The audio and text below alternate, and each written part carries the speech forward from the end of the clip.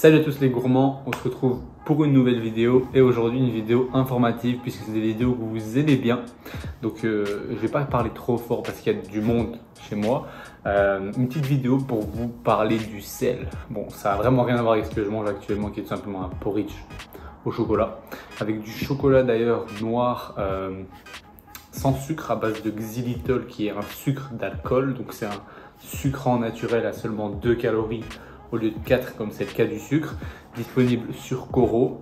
J'adore le prendre en vrai parce que ça me permet de réduire de 2 calories tous les grammes de sucre présents dans mon chocolat et donc mon chocolat est moins calorique et plus naturel, plus brut. Et c'est disponible sur Coro, vous avez toujours moins de 5% avec notre code gourmand5, le lien est dans la description si vous voulez vous le procurer. Et donc on va parler du sel aujourd'hui et en particulier de, déjà premièrement, est-ce qu'il faut saler ses plats?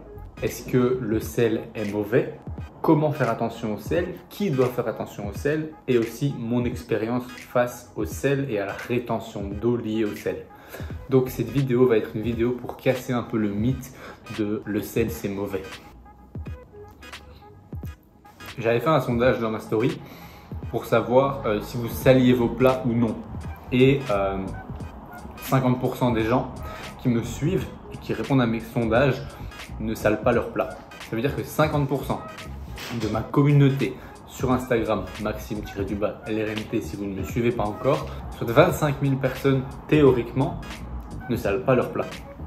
Pourquoi? Tout simplement parce que la plupart des gens sont dans une optique que le sel c'est mauvais, parce que même les diététiciens vous disent qu'il faut faire attention au sel, etc. Mais attention à interpréter les messages correctement et au contexte dans lequel c'est donné.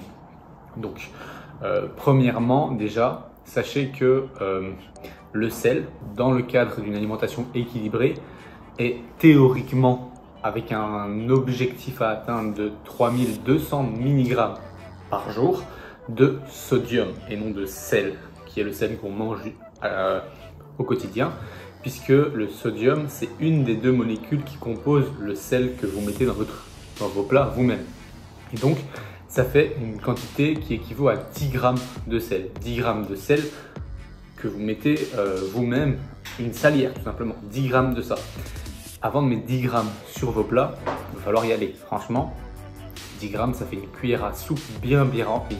Donc ça veut dire que il faudrait que vous mangiez une cuillère à soupe bien remplie de sel par jour pour atteindre les recommandations. Les recommandations sont toujours quelque chose qui sont rarement atteintes et en Belgique, on est même 3 fois au-dessus. Donc déjà, si vous diminuez un petit peu, vous aurez déjà des bénéfices. Et donc sachez que dans le cadre d'une alimentation équilibrée pour un diététicien, on va rarement faire attention au sel utilisé pour saler les plats. Étant moi-même diplômé de diététique, je peux vous dire que pour une personne qui n'a pas une pathologie telle que l'insuffisance rénale ou une hypertension artérielle, on ne va pas dire qu'il faut diminuer à 100% le sel, ou du moins on ne va jamais faire attention au sel de cuisine. On va faire attention à d'autres facteurs. C'est pour ça que premièrement, comme vous l'avez compris, saler vos plats n'est pas grave. Pourquoi? Parce que vous ne salerez jamais avec 10 grammes, et même si vous mettez 10 grammes dans l'eau de vos pâtes, 10 grammes ne seront pas dans vos pâtes quand vous les mangerez. Donc dans tous les cas, continuez, salez vos plats, puisque saler les plats c'est intéressant tout simplement pour des qualités organoleptiques, c'est-à-dire pour le goût que ça apporte. Ajouter du sel dans un plat salé ou sucré augmente les saveurs.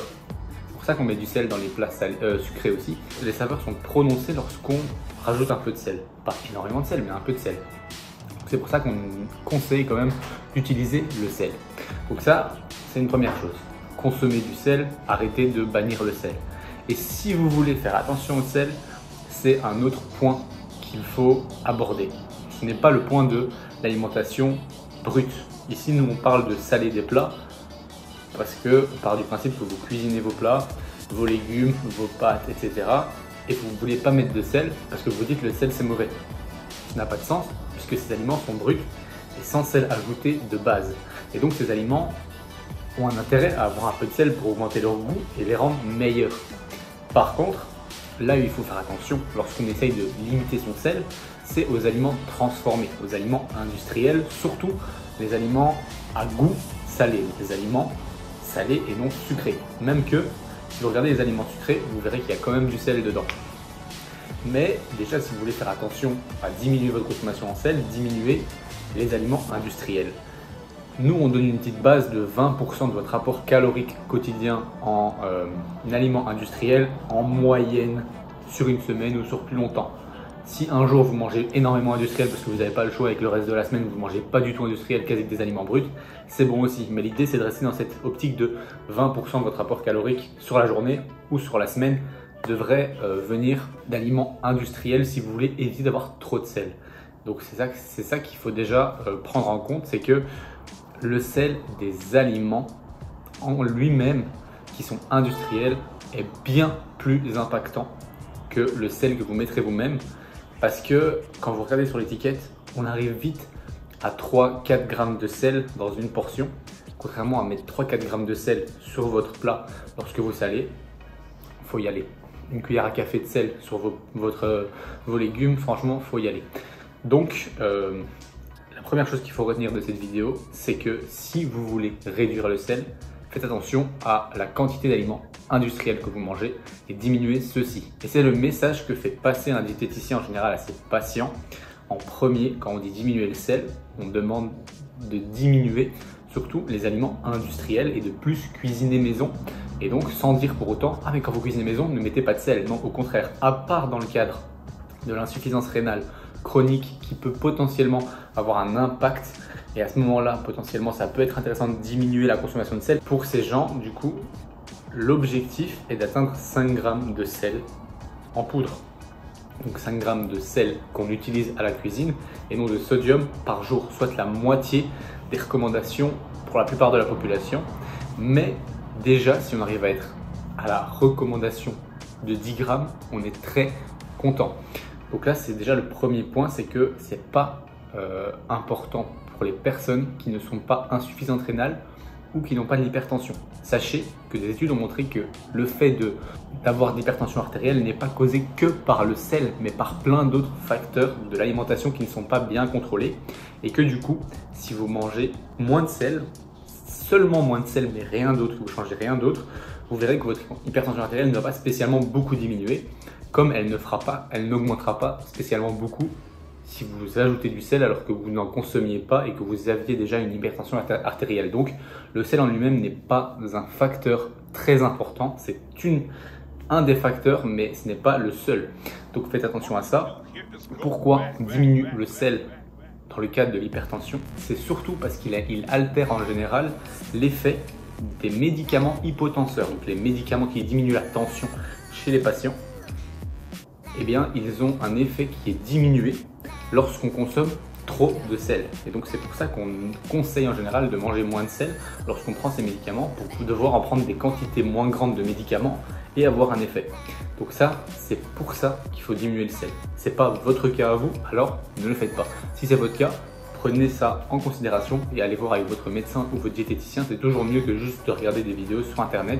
Vous voyez, avec des professionnels de la santé, même si j'en suis potentiellement un, je ne vous connais pas vous et je ne peux pas vous donner de conseils personnalisés à vous.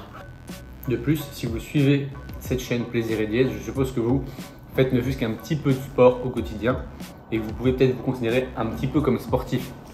Si vous êtes considéré comme sportif, dans ce cas-là, vous avez tout simplement besoin de plus de sel que les gens qui ne sont pas sportifs, tout simplement parce que lorsque vous transpirez, vous éliminez du sel. Si vous éliminez du sel, et bien tout simplement, vous allez avoir besoin de plus de sel par jour. Et donc, ce que je peux vous conseiller, c'est de ne pas se donner d'objectif de sel. Ne vous fixez pas d'objectif. Ne vous enlevez pas le sel à la salière. N'arrêtez pas ça. Surtout qu'en général, si vous mettez du sel vous-même dans vos plats et qu'en plus vous prenez du sel iodé, vous avez tout intérêt à le faire puisque ça vous amène aussi de l'iode dans votre journée. Et l'iode est super intéressante pour votre thyroïde et votre métabolisme. Pour ce faire, continuez à saler vos plats quand vous cuisinez vous-même. Par contre, essayez d'éviter de manger trop d'aliments industriels. Si vous êtes déjà sous les 20% d'aliments industriels par jour, ne vous tracassez pas, vous êtes dans le bon. Ensuite, je vais vous donner des autres conseils, mais c'est là un peu plus sur la partie pratique. la partie rétention d'eau. Certaines personnes bannissent le sel à cause de la rétention d'eau, à cause du fait que ça fait faire de la rétention. Mais j'ai une technique pour vous. Si vous êtes sujet à la rétention d'eau quand vous consommez du sel de manière normale, c'est-à-dire des quantités qui conviennent à un repas normal au quotidien, c'est sûrement parce que vous ne salez pas vos plats et que vous mangez très peu d'aliments industriels au quotidien.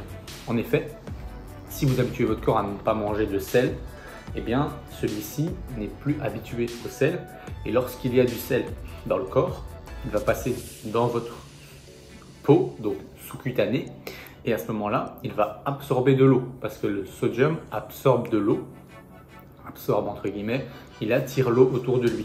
Donc le sodium amène à ajouter de l'eau à certains endroits de votre corps pour rééquilibrer les concentrations et que votre corps se dise ok, j'ai toujours la même quantité de sel dans le corps un peu partout, parce que lui il veut qu'il y ait toujours un équilibre. Et donc si de base votre équilibre est très très bas en sodium et que vous mangez du sodium pour une fois, eh bien cet équilibre va être altéré, et pour pallier à cela, votre corps ce qu'il va faire, c'est qu'il va, la plupart de l'eau que vous buvez va, au lieu d'être excrétée dans votre urine, va être gardée et va entourer le sel pour équilibrer cette concentration, et que finalement eh bien, vous retombiez à un équilibre où votre corps n'a pas trop de sel parce qu'il est dispersé dans beaucoup d'eau. Je ne sais pas si c'était clair cette technique d'explication, c'était plus imagé qu'autre chose. Ça ne fonctionne pas réellement comme ça, mais c'est imagé. Et donc, vous comprenez bien que si vous habituez votre corps à manger très peu de sel, eh bien, vous allez tout simplement, dès que vous allez en manger, vous allez faire beaucoup de rétention d'eau pour rééquilibrer cette concentration en sel dans votre corps.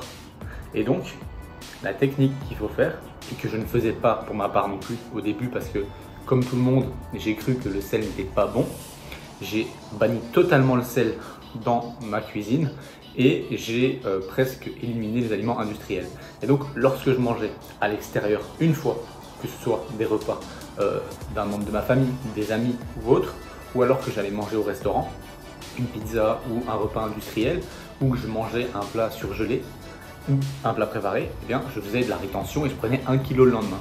Je n'ai pas pris du gras, non. Vous non plus, vous n'avez pas pris du gras si vous respectez vos calories et que vous avez juste mangé très salé.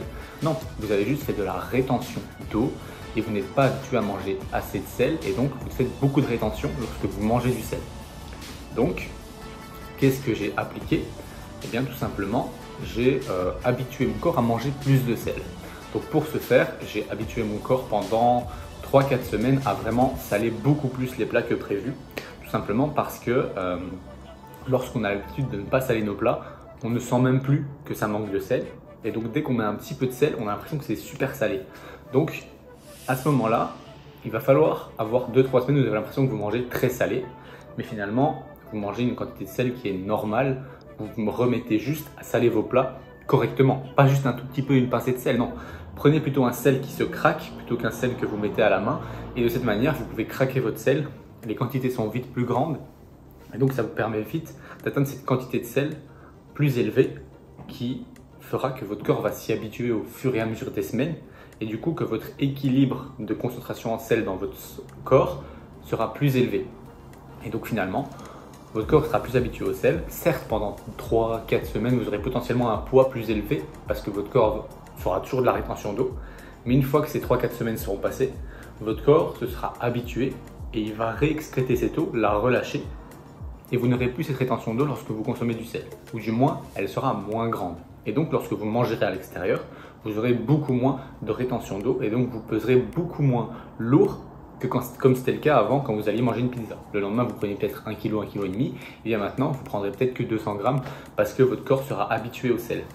Donc voilà un peu une technique de comment faire pour réinstaurer du sel et pour éviter de prendre 1 kg, 1,5 kg lorsque vous allez manger un repas à l'extérieur parce que vous n'avez plus l'habitude du sel. Donc dans cette vidéo, je fais une petite conclusion pour vous très simple. Continuez à saler vos plats ou recommencez à saler vos plats. Utilisez du sel iodé pour amener de l'iode en même temps. Si vous faites du sport, n'ayez pas peur du sel, vous en dépensez beaucoup. Si vous avez une insuffisance rénale chronique ou une hypertension, potentiellement faites attention à atteindre les 10 grammes, pas plus, peut-être moins si vous voyez l'avis de votre médecin ou de votre diététicien qui vous le conseille. Mais dans les autres cas, ne faites pas attention au sel. Du moins, faites attention juste au sel industriel. Mais continuez à saler vos plats pour le goût et pour l'iode, s'il vous plaît. Et si vous ne consommez plus de sel, utilisez la technique que je vous ai dite dans cette vidéo et vous verrez que vous ferez beaucoup moins de rétention d'eau à l'avenir. Donc voilà, finalement, j'ai pas mangé mon porridge, je finis mon porridge et je vais m'entraîner. Quant à moi, j'espère que cette vidéo vous aura plu. Si c'est le cas, vous pouvez toujours cliquer sur j'aime et même vous abonner. À la prochaine pour une autre recette ou une autre vidéo.